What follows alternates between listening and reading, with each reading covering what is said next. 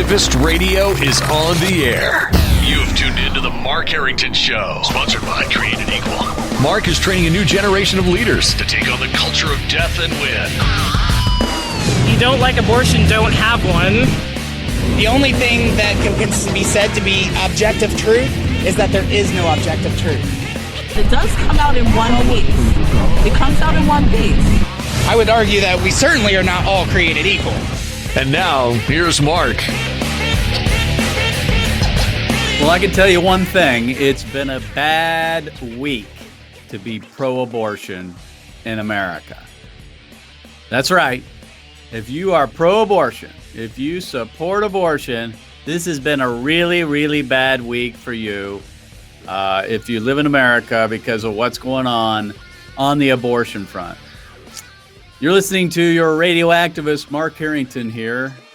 You can go to markharrington.org to find out more about my radio program. And you can check us out all over the internet on our social media sites on Facebook and YouTube and Twitter if you choose. And also coming to you over the air here on Salem radio stations in the Midwest. Again, my name's Mark Harrington, your radio activist. I'm also the president and founder of Created Equal, the pro-life organization based out of Columbus, Ohio. And as I said, it's been a bad week to be pro-abortion in America, and there have been some serious losers this week. Some real losers. And I want to talk about those today. And first of all, the biggest loser of the week is Ruth Bader Ginsburg, the U.S. Supreme Court Justice. Justice Ginsburg was part of a 7-2 decision. She was in the dissent. She was in the losing side in a decision that dealt with the humane disposal of fetal remains from abortion centers in a 7-2 decision handed down by the U.S. Supreme Court this week.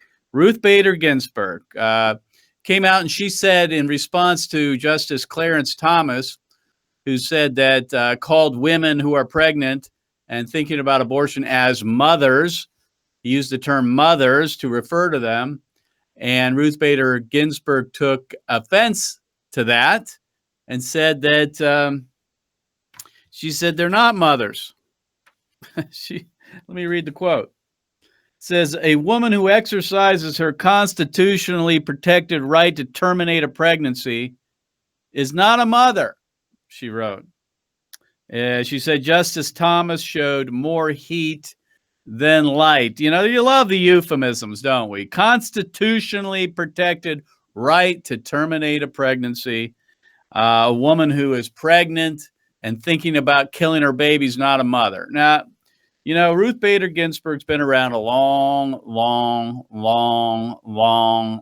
time. In fact, I've been sending her retirement brochures for decades, hoping that someday she'd take me up on my offer and end up in, you know, South Beach in Miami or somewhere in Florida or something and just call it off. But she keeps hanging around. I can tell you what, you know, it reminds me of the movie way back when, this is going to date myself a little bit, called Weekend at Bernie's. Weekend at Bernie's, a comedy. It was about this guy, Bernie, who dies, and they prop him up and drag him around all over the place and make it sound like or make it look like he's alive.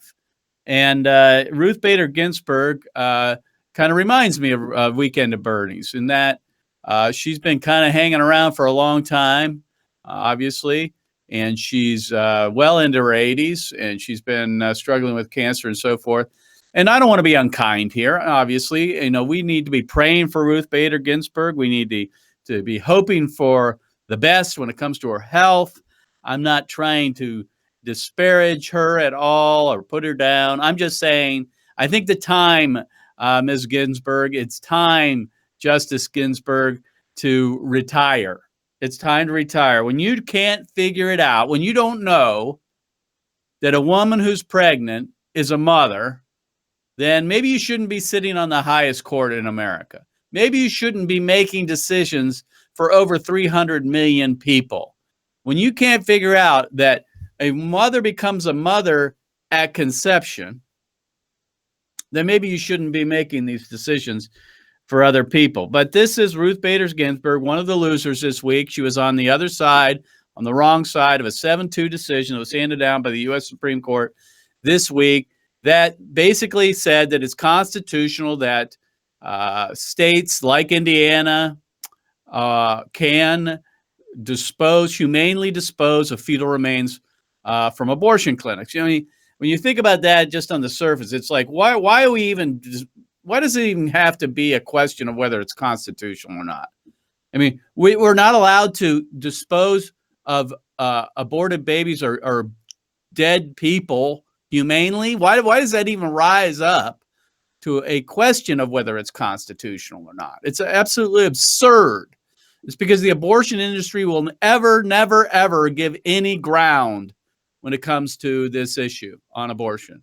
They are 100% in up until the time of delivery, even afterwards, and they want it paid for by tax dollars, and they don't want the babies even treated humanely. They can be thrown in a dumpster. They can be thrown in a landfill. They can be burned up like common garbage. They just won't give any ground. But they lost on this one 7-2. And I'm going to talk about that later in the program, because I think this is an issue, a decision, or what's happening in the state legislatures across the country when it comes to the humane disposal of aborted babies. That's a lot bigger than the media attention it's getting. I can tell you this: Planned Parenthood's freaking out about it. It's not getting the press that these abortion bans are getting. It's not getting the press that the heartbeat bill's getting. It's not getting the press that these late-term abortion bills, like in New York and Vermont and Virginia and stuff, are getting. But it's that quiet, these bills are going through the legislature. They're getting signed into law. We have one here in Ohio also that is about ready to hopefully be signed by the governor here soon. And I think it has a big impact on the abortion issue. But anyway, I'll get into that a little later. So the first loser this week is Ruth Bader Ginsburg, who can't figure out that once you're pregnant, you are a mother. She couldn't figure it out. The second loser this week is Planned Parenthood and Leana Wen, the current CEO and president of Planned Parenthood. And why do I say that? Well, here's why. Because Planned Parenthood are closing abortion mills all across America. We have this right now, possibly as early as Friday, that is the 31st of May. The final remaining abortion center in the state of Missouri could be closing, and it's a Planned Parenthood facility. And why? Because they simply cannot meet the standards of a normal healthcare facility. And they've been, trying to stay open for over a year now. And it's time. The time is up on Planned Parenthood in St. Louis. It may be the final abortion mills in that state that might be closing, which would, folks, make Missouri the first abortion-free state in America. Now, if this happens, which I'm not holding my breath, because I've seen this happen before. Planned Parenthood gets all lawyered up, and then they figure out a way to appeal this to some court somewhere. And then here we are, years later, still fighting this legal battle. But there is a chance that they will be closing the final abortion mill in Missouri, there in St. Louis, which would make Missouri the first abortion-free state in America. Now, that's a big deal if it happens. Since 1973, there has never been a state that is completely abortion-free when it comes to surgical abortion. Missouri would be the first. And I think with that happening, that will be like the domino effect. We're going to see more and more states like it, abortion-free. There are several right now, up to I think 7 that only have one surgical abortion center now. They'll be the next. You don't have to ban abortion to have a state to be free of abortion. You just have to close them down, right? And for those of you out there that don't think regulations work, that regulationism, as some people put it, works, well, it's working in Missouri. if you live in Missouri after this Friday, you may not be able to get an abortion. That's an abortion-free state, folks. That's surgical abortions. You can't get one there. That's like banning abortion. I mean, what's the difference? Close all the abortion mills or ban abortion outright. Of course, you want to eventually pass a law to make it illegal so they don't pop up again. But Missouri might be the first abortion-free state in America. This is a big deal. So Planned Parenthood's a loser there in Missouri. Again, they may be the first abortion-free state in the country.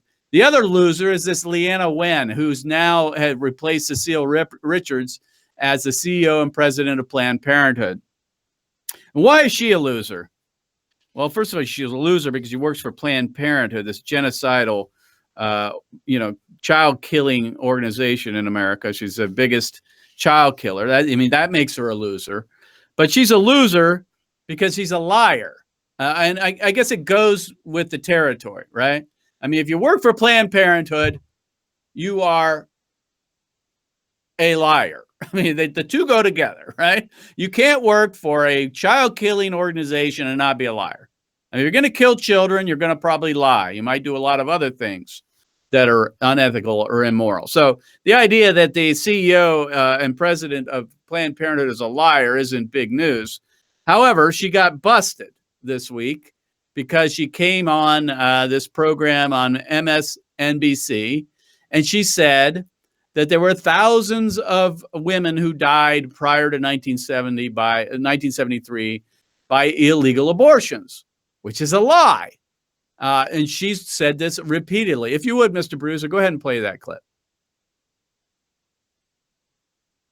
Very dangerous time for women's health in our country. Before Roe versus Wade, thousands of people died every year because they didn't have access to safe legal abortion. Wrong. Bam. Go ahead and stop it there. Okay, this isn't the first time that Leana Wen has lied about this whole idea of women dying prior to Roe versus Wade by illegal abortions. This isn't new. She said it before. Let me just read a couple of quotes here. This is March 6th of 2019, this year. We face a real situation where if Roe were overturned, we know what will happen, which is that women will die. Thousands of women died every year pre-Roe. Leana Wen, you're wrong, and you're a liar. She also said on April 24th of 2019, before Roe versus Wade, thousands of women died every year. Wrong, Leana Wen, wrong. You're a liar. And because of extreme attacks on safe legal abortion, this could happen again right here in America. Nuh-uh, wrong. Again, here on May 22nd, we're not going to go back in time to a time before Roe v. Wade when thousands of women died every year. Leana Wen, you're wrong and you're a liar. And she got busted, believe it or not, by the Washington Post of all people. Of all the news outlets, the Washington Post, that filthy rag in Washington, D.C., that the fake news, as Donald Trump would say, pseudo news. Washington Post gave her 4 Pinocchios as part of their fact checker. I mean, believe it or not, even the Washington Post gets it right every once in a while. And they got it right when it came to this idea of women dying prior to Roe versus Wade. Leana Wen is a liar. And that goes with the territory, of course, if you work for Planned Parenthood. She's the chief liar. But so Planned Parenthood's a loser this week, along with Ruth Bader Ginsburg. She's a loser. Planned Parenthood's a loser. Leana Wen's a loser. They're all losers because they kill babies. They support killing babies, right? So Leana Wen was wrong about that. By the way, let me just say, this idea that thousands of women were dying prior to abortion. Let me read something. I looked this up today. Mary Calderon was the president of Planned Parenthood in the 1960s. This was prior to, in 1959, this was prior to the legalization of abortion. And she wrote this, quote, "Abortion is no longer a dangerous procedure." Of course, it's dangerous for the baby, kills the baby. This applies not just to the therapeutic abortions as performed in hospitals, but also the so-called illegal abortions as done by physicians. And she writes, in 1957, there were only 260 deaths in the whole country attributed to abortions of any kind. 260. Leana Wen, you're off by a couple thousand there. I'm not sure that matters to you because you're the chief liar for Planned Parenthood. But anyway, she said in 1957, 260 deaths in the whole country were attributed to abortions of any kind, legal or illegal. In New York City in 1921, there were 144 abortion deaths. In 1951, there were only 15.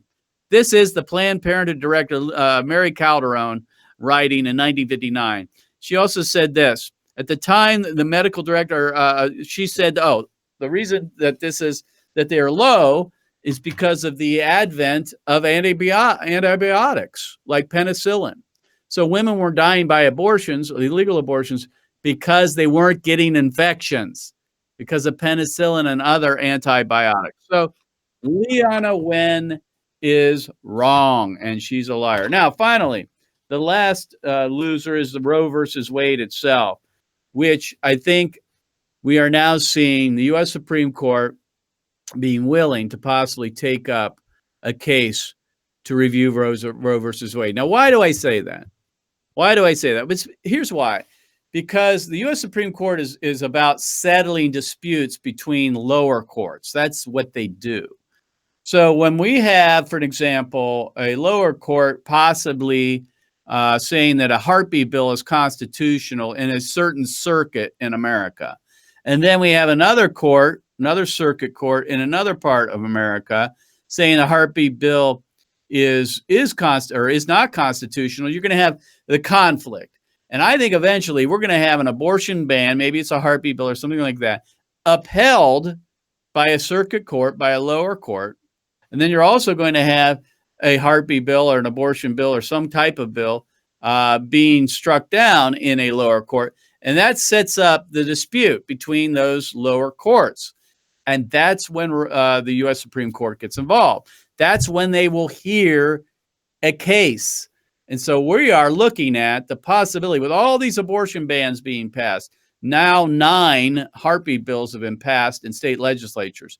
We are now setting up for this possibility that some will be considered constitutional, others won't, and that'll send it up to the U.S. Supreme Court, and they will have to resolve that dispute and possibly reverse or at least review Roe versus Wade. Now, if Donald Trump gets elected again, reelected, puts another justice on the U.S. Supreme Court or 2, hopefully Ruth Bader Ginsburg will retire before then, but if not, she retires afterwards, we could get up to 6 justices that could possibly be anti-Roe. I'd like to see 7. I think a 7-2 decision is more than likely, maybe a 6-3. I don't think a 5-4. I don't think John Roberts is going to accept a 5-4 decision on Roe v. Wade, just because I think he needs what he calls a supermajority to overturn such a precedent like Roe v. Wade. So Roe v. Wade is a loser this week as well, because I think we are just seeing the beginnings of that, setting the table, the foundation for this decision to be reviewed by the U.S. Supreme Court because of all of what's going on in the states right now. So those are the 3 losers, Ruth Bader Ginsburg, Planned Parenthood, and Leana Wen, and Roe versus Wade. Now, in the final minutes, I want to talk about this decision of the U.S. Supreme Court that upheld the Indiana law that allows for or mandates abortion mills to humanely dispose of aborted fetal remains. Now, a lot of people don't pay a whole lot of attention to this. I do. You know why? Because I think it's huge. While the entire country and the pro-life movement and the pro-choicers are out there freaking out over, and we're all thinking about these abortion bans that are happening across the country, this one kind of came under the radar. You know what I'm saying? And it was upheld by the U.S. Supreme Court, which means the Indiana law is now into effect. What does this mean? The humane disposal of aborted fetal remains basically requires abortion mills to either cremate or bury aborted babies. Now, a couple of things on that. Think about the cost, additional cost it will make put on an abortion, And you have to inform the mother which type of service, if you will, she would prefer. So that's number one. That's going to add layers, impediments to getting an abortion. But more importantly, it takes it out of the hands of these medical waste companies and puts it in the hands of funeral homes. Now think about this. Funeral homes are now going to be doing the business of humanely disposing of fetal remains and not medical waste companies. This is what I call the classic pincer move.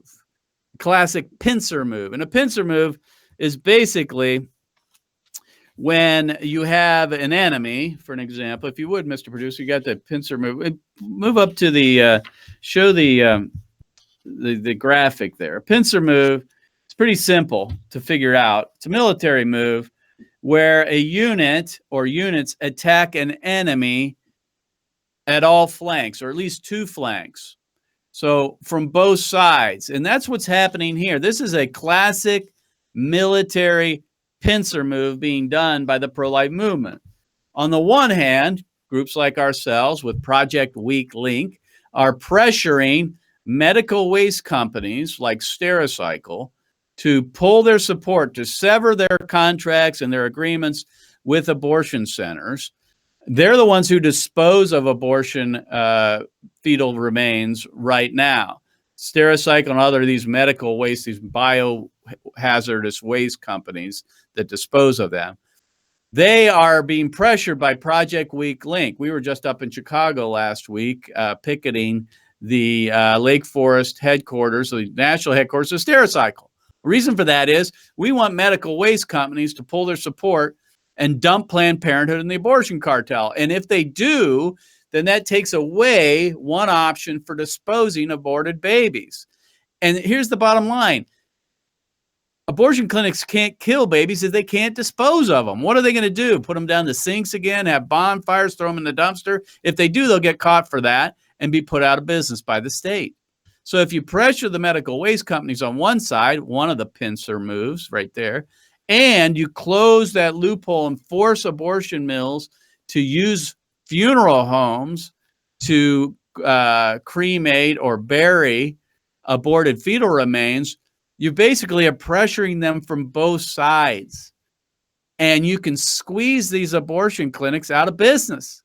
Now, we are for the humane, as long as abortion is legal, as long as it's decriminalized, better said, we are for the humane disposal of these fetal remains.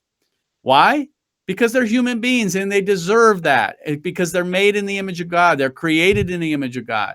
They're image bearers, right? Of God. They deserve a decent and humane burial because they're part of the human family. So we are trying to pass these laws because we believe they should be treated humanely.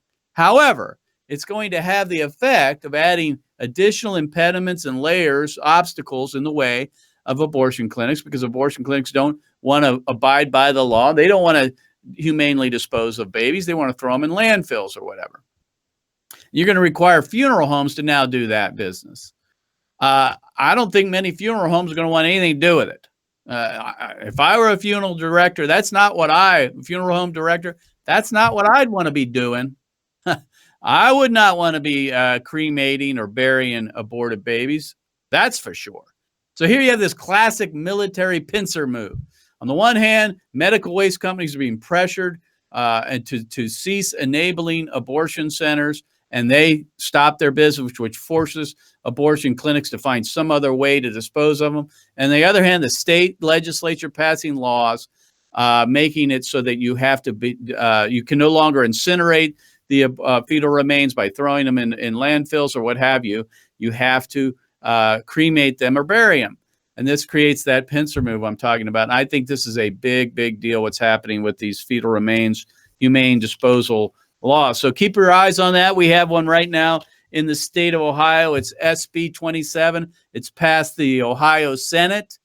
It's hopefully going to be moving over to the Ohio House and hopefully be signed into law fairly soon by Michael DeWine, our governor here in Ohio. So these bills are happening across the country. And like I say, they're going to have a big impact on abortion. Finally, in the last minute here, I want to exhort you, if you want to get in the game, you want to get in the fight, you want to get in the battle over abortion, then you want to join us for the Day of Action. The Day of Action is July 16 and 17, right here in Columbus, Ohio, the heart of it all. If you're in the surrounding states like Michigan or Indiana, Kentucky, West Virginia, Pennsylvania, or whatever, come to Ohio. July 16 and 17, we'll have the Day of Action. The night before, we'll train you on pro-life apologetics, then we'll take you out on the street for a full day of activism. Again, July 16 and 17, come to Columbus for the Day of Action. You can go to createdequal.org/Day of Action, createdequal.org/Day of Action for more information if you want to get involved in that. We'll see you next time. This is Mark Harrington signing off. God bless you. God bless America. And remember, America, to bless God. You've been listening to Mark Harrington, your radio activist. For more information on how to become a witness against the evil plague in America, call Created Equal at 614-269-7808, 614-269-7808, or go online to createdequal.net, createdequal.net. Be sure to tune to The Mark Harrington Show next time for your marching orders in the culture war.